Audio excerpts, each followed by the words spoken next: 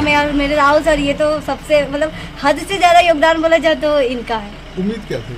मेरा उम्मीद था कि हम टॉप करेंगे, इतना तो बहुत था। हम जानते थे कि हम जितना पढ़े हैं, जिस हिसाब से पढ़े उस हिसाब से कॉमर्स में तो हम जरूर टॉप करेंगे। मेरा घंटा ऐसे तो बोलेंगे नहीं कि हम कितना घंटा पढ़ते थे, मतलब कितना देर तक पढ़ते थे, बट इतना बोलेंगे कि हम 10 से कम घंटा नहीं पढ़ते थे। अच्छा, कैसे पढ़ाई की, घर पे की बाहर की क्या? हम घर पे पढ़ाई करते थे, हम सर से कोचिंग क्लास करते थे, स्कूल का क्लास करते थे, उसके बाद फिर घर पे बैठ के अपना पढ़ाई करते थे, सेल्फ स्टडी करते थे। मेरी मम्मी का सपोर्ट था, मेरी मम्मी हमको पढ़ाती थी, वो भी पढ़ी लिखी है तो वो हमको पढ़ाती थी, वो हमको समझाती थी कि हमें कैसे लिखना चाहिए, बोर्ड में क्या करना चाहिए, सर भी हमें सिखाते थे। और फिर मोटिवेशन तो मिला मेरे इस कोचिंग का स्टूडेंट सबसे, उन लोग का इतना ज़्यादा मार्क्स देखते थे, हम सोचते थे मेरा भी मार्क्स एक दिन ऐसा आएगा कि सब हमें याद रखेगा। गाँव में ये कोचिंग?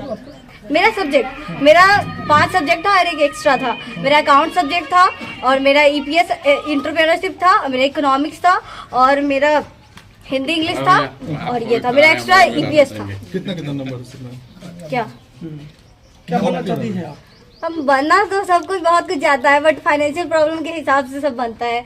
मेरा फाइनेंशियल प्रॉब्लम उतना खास नहीं, मेरे पापा ऑटो ड्राइवर है, और आप लोग जानते हैं कि अभी ऑटो ड्राइवर के कितना ज़्यादा अथी हो रहा है। हम लोग तो एक दिन खाना खा लेते यही बहुत है, तो उसी से अब तो मेरे इतना सारे रिलेटिव्स जुड़ गया होंगे, तो मेरा फाइनेंशियल प्रॉब्लम साथ देंगे तो हम आगे बढ़ सकते हैं। CS का ऐसे हम सोचे, पहले हम CA सोचते थे कि हम पढ़ाई करेंगे CA का, क्योंकि उसमें बहुत अच्छा स्कोप रहता है, CS में भी रहता है, लेकिन CA में बहुत ज़्यादा पैसा लगता है, इसलिए हम फिर अपना पैसा को हिसाब से अब अपना CS सोचे कि हम CS करेंगे।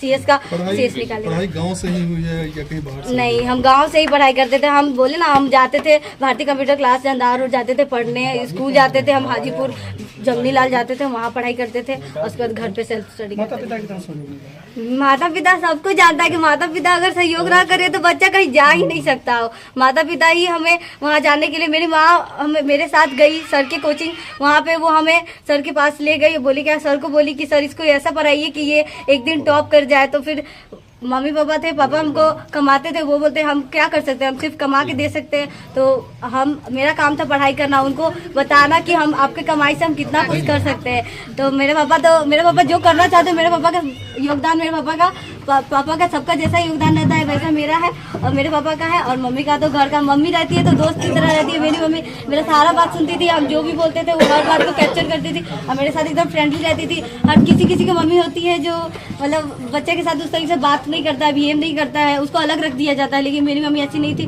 वो जब हम पढ़ते थे तो मेरे साथ बैठती थी, वो मेरे से बातें करती थी, वो मेरा पूरा सहयोग करती थी। परेशानी कहाँ है मेरा?